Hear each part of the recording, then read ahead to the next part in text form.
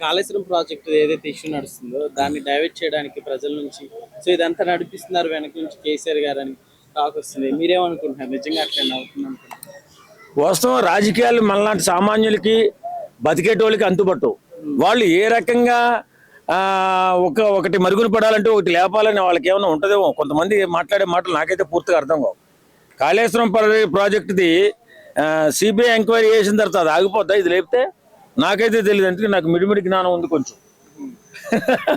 Sir అలాగే ఇప్పుడు మన ఫోన్ ట్యాపింగ్ ఉంది కదా, సో ఫోన్ ట్యాపింగ్ కూడా కవిత గారు ఆల్రెడీ ఈ యొక్క నిజాలని బయట పెట్టారు.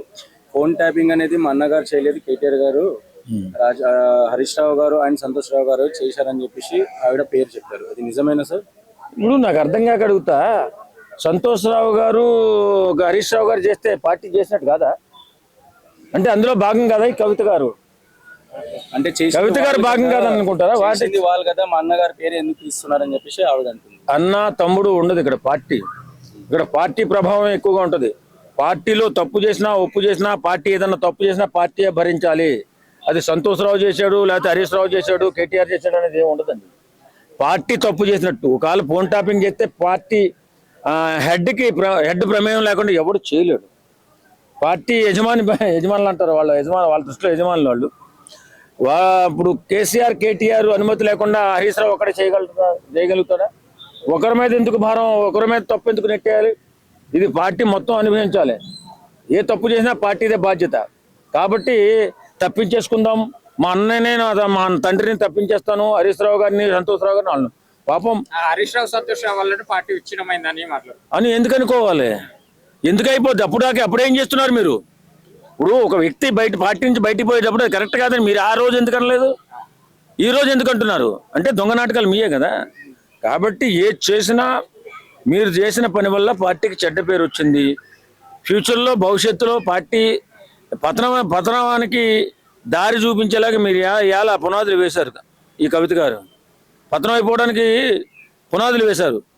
మేము అందరం తప్పు చేయలేదు. పంచాయతీ ఎలక్షన్ లో ఏమైనా ఎఫెక్ట్ పడే ఛాన్స్ ఉంది? ఎందుకంటే కవిత గారు కూడా బీఆర్ఎస్ ఒక పిల్లర్ లాంటి వాళ్ళు కదా, కేటీఆర్ తర్వాత. పిల్లరా ఇంకోట అనేది పక్కన పెడితే తన స్థాయికి మించి మాట్లాడుతున్నారు. ఈరోజు తన స్థాయికి మించి మాట్లాడుతున్నారు. ఇప్పుడు రాజకీయంగా ఎంతో బలమైనటువంటి ఈ కుటుంబాన్ని విచ్ఛిన్నం చేసేసింది ఈవేళ కవిత గారు. మాకు నచ్చలేదు అది. సామాన్య ప్రజలుగా మాకు నచ్చలేదండి. మేము అదే చెప్తాం. అట్లా చేయదు కదా, అంటే బయటకు వచ్చి ఇట్లా ఏం అవమానం అండి? ఏం చేయలేదు. ఇందాక ప్రెస్ మీట్ లో మాట్లాడుతూ అనుచిత వ్యాఖ్యలు ఇంకా చేస్తారా? నన్ను ఎంత పట్టించుకోలేదు అని చెప్పి మాట్లాడారే తప్ప. ఇప్పుడు మా అన్న 40 రోజుల నుంచి ఫోన్ చేయలేదు. నువ్వెందుకు చేయలేదు? తానా అంటే తందానే కదా.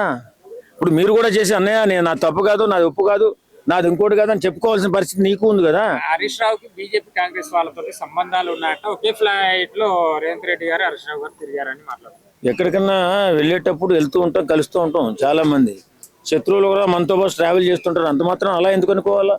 అందరూ కూర్చొని మాట్లాడుకోవాలి అది ఎందుకు జరిగిందా అది అని. అంతేగాని బయటకు వచ్చి రోడ్డు మీద పెట్టేసుకుని వీధిలో పెట్టేసుకుంటే జరగమంతదా? ఈవేళ పార నష్టం జరిగినట్టు భావిస్తున్నారు. మళ్ళీ సొంత పార్టీ అంటే ఆమె. చివరిగా ఏం చెప్తారు? రాబోయే స్థానిక ఎన్నికల ముందు ఈ విధంగా జరగడం కార్యకర్తలకి అంటే నిరుత్సాహపరిచే విధంగా చూడొచ్చా? ఏం చెప్తారు? బీఆర్ఎస్ పార్టీని బదనం చేయడానికి, బీఆర్ఎస్ పార్టీని నాశనం చేయడానికి జరుగుతున్నటువంటి చర్యలు కనిపిస్తుంది. ఇది ఎవరు చేస్తున్నారో ప్లాన్ పక్కన పెడితే బీఆర్ఎస్ పార్టీ ఇప్పుడు అపోజిషన్ కావాలని కోరు. ఈవేళ కాంగ్రెస్ పార్టీ అధికారంలో ఉంది. దానికి అపోజిషన్ పార్టీ బీఆర్ఎస్. దాన్ని గట్టిగా నిలబెట్టే బాధ్యత వీళ్ళదే. అది లేకుండా అపోజిషన్ లేకుండా ఈవేళ కవిత కాంగ్రెస్ పార్టీకి బలం చేకూర్చినట్టు ఈ తతంగం అంటే తెలుస్తుంది అంతే.